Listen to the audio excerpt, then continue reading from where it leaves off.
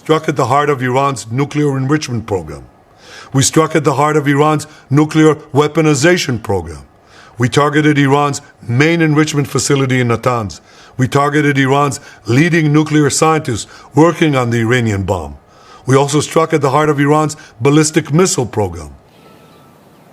Early this morning, multiple explosions were heard at Iran's Natanz nuclear power facility. Iran this morning says that that site has not been destroyed, although Israel this morning saying that that center has been severely damaged. Other reports that it has been destroyed. So Iranian state media today also saying that 3 military commanders in the Iranian regime were killed, as well as 6 nuclear scientists who were killed. And Iran's ministry issued the following statement saying, quote, the aggressive actions of the Zionist regime against Iran could not have been carried out without the coordination and with the approval of the United States. Thus, the U.S. government, as the main supporter of this regime, will be held responsible for the dangerous consequences of Israel's adventurism.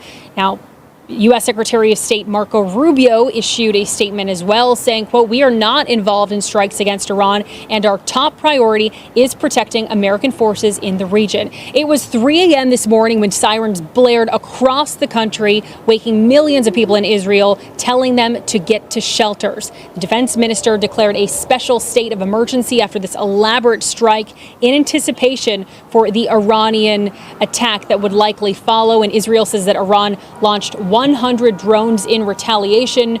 Jordan says it was able to strike down some of those drones over its air force, and Israel says that its air force, the fighter jets, were able to take out many of those drones before they reached Israeli airspace. Guys, back to you. Alex, any word if those 100 drones made it into Israel, or did the Iron Dome prevent that?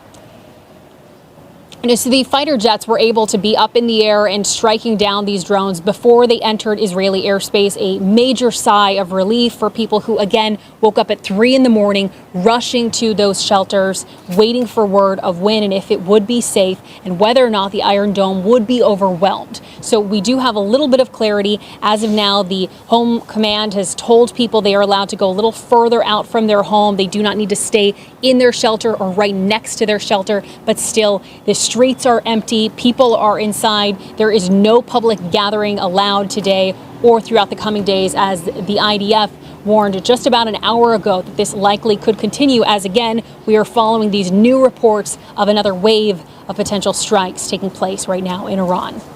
All right, roger that. Thank you so much, Alex. Thank you. So a lot of people are wondering, what does this mean for the United States? Are we going to get inserted in this war? What about the talks that were going